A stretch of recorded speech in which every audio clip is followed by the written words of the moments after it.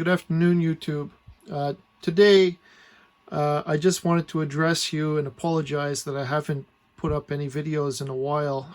Canadian politics right now is just, it really puts me down, and it puts my spirit down, really, because it's so depressing.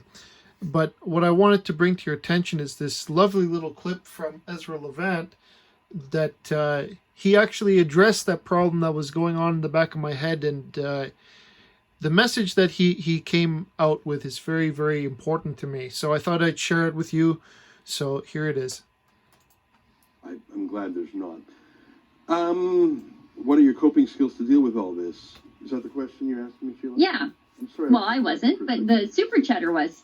Well, I answered that at great length in my noon live stream today. The Rebel is a job for me. It's how I earn my living. It's also my primary source of snacks. We have a lot of food in here. I like the people who work here. Yeah. But the main reason, I suppose earning a living is the main reason, but it is how I deal with the world. Because it lets me speak out without the missus saying, oh, that again. Because I can speak to... It's a good point. I can relate. And having an opinion and sharing it and letting 1.4 million people know they're not alone. Yeah. And then, Sheila, when I said your video about Walter Matheson was the finest video we ever made, what I mean by that is to actually change the world a little bit. And you know, it's hard to have huge victories. There's no way Rebel News is going to knock Justin Trudeau out of the Prime Minister's office. We could chip away, chip away, chip away. But that's an enormous battle that needs millions of people. But if we bring our focus and our might and our skills and our talent and our resources to bear on a small battle, well, it looks small maybe to the world, but it's certainly big for Walter Matheson. Yeah, yeah. We can actually have a little win. And every once in a while, we can have a not so little win. Like when Justin Trudeau's handpicked debates commission banned us and banned our friends at True North from covering the debates. We ran to federal court emergency application, and we won, and we won, and we won. And so the way I cope personally, if I understand what you're asking me, is that I try to fight the world every day. I try and wrestle with it every day, knowing I'm going to lose most times, but keeping going because of the hope that we will have a win. And when we have a win, letting everyone know that it's not impossible. Pope John Paul II used to say, where there's life, there's hope. I think he's not the only Catholic to say that, but I like that saying, where there's life, there's hope. And there's a more brutal way of saying that, which is, if it's so hopeless, why is the other side so desperate? Like if we really were losing so badly, then why is the other side going so crazy? Maybe it's not as hopeless as we think. And you know, I quote the Catholic Pope, I quote the Bible, I have all these quotes in my head. Today, We're going to get you. We're going to get you, I quoted Ezra. John Donne. Today I quoted King James Version, John, you know, several times. Let me quote from a Jewish book. And again, it's not a quote because my memory doesn't have the words exactly. You know, that when the good man, when the tzaddik, when the holy man, the righteous man goes to heaven, or when the evil man, the sinner, the malignant man, when they find out how close, I'm not doing this right. I'm not telling the story well because it's a story I heard 20 years ago. The righteous man, how close he is to falling off, how many temptations there are, and he takes one step, he'd fall off, he would be shocked. But same thing for the wicked man. If he only knew he could just take one step over into goodness, if he only knew how close he was to coming back to the path. I'm not telling that story well, but there's a drop of hope there. There's a drop of caution. You're a holy guy. You're doing well. You take one. If you only knew how close you were to falling off the ledge. But same thing to the, if you only knew how close you were to coming back to the path. And so when things look tough, when things look desperate, maybe it's just around the corner. You know, another saying, it's always darkest before the dawn. Maybe the other side is exhausted. Maybe the other side is having trouble coping. Maybe the other side is putting on a brave face, but they can't believe they're stuck with Justin Trudeau for a leader.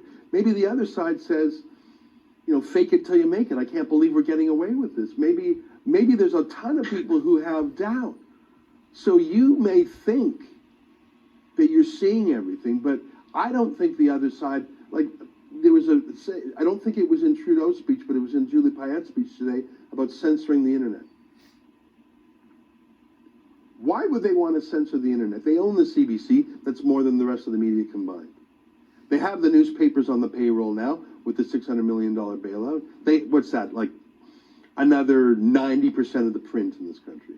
They have the magazines already. They have grants for websites like the National Observer. The number of independent, conservative-oriented critics in the media has got to be less than 1%. Now, we punch above our weight. We have 1.4 million subscribers. Why would they be so desperate to silence us? Why would they be so obsessed with it? I understand that today, he and Bexley had a run-in with Catherine McKenna on the streets of Ottawa, and she shouted at him something about, oh, we got to shut up the rebel, the rebel, the rebel, the rebel. Why would she be so obsessed? She has everything. Power, riches, a close personal relationship with the Prime Minister. She has everything a gal could want. She has the media eating on the palm of her hand. She has the CBC at her beck and call. Why would she care about us, Sheila? Well, maybe, if my analogy from the Talmud, I don't think I told that story well, but maybe we're closer than we think. Maybe we're not losing. Maybe we're closer than we think to winning. And maybe the other side, they're winning, but maybe we're closer than we think to losing. And maybe, give me the vote count. What was the vote count? What was the election 2019 Canada results? We think, oh my God, we're losing. And I'm a pessimist most of the time. Trudeau got 33.12%. Trudeau got 33%. In fact, Blandry-Scheer got 34%. So maybe it looks terrible, but maybe the losers who got 33%, that vain, spent, dissolute, I'm thinking of a tweet you made, Sheila, what Trudeau looked like in the past, young, hot, now he's got the divorced college professor living in the van vibe with that beard. Volvo, I said Volvo, yeah. Yeah, I saw that tweet you made that made me laugh. Maybe only losers like Marcy Ian, I don't know what she said. I mean, she had a fine job as a newsreader. Well, I mean, seriously, I don't know what got in her mind. Maybe, if my analogy about one step away from good, one step away from evil, and maybe my friend Yankee, who surely knows the Toyota and the Talmud better than me, can correct me. But my point there, the reason why that analogy came to mind and that half-baked lesson that I heard 20 years ago is remembered to me now is because maybe it's closer than we think. And maybe the other side is not as strong as we think. And this is when I rail against folks who say QAnon and Norman Traversy and private prosecutions and Trudeau's got an ankle bracelet. I like all those people, and they always think I'm attacking them. I'm not. I'm saying don't fill your life and your mind and your hopes with fantasies. How about come and work? Yep. Don't rely on some deus ex machina. Don't rely on some miracle to get rid of Trudeau. That ain't going to do it. How about knock on a door? How about start a blog? How about call into a talk show? How about make a comment? How about do something? Some people have money. Some people have time. Some people chat. Some people, there's a million things to do. Don't think you need a miracle like QAnon. I know there's more to QAnon. There's the child trafficking aspects of that belief system. But I say to people, how about stay real and work?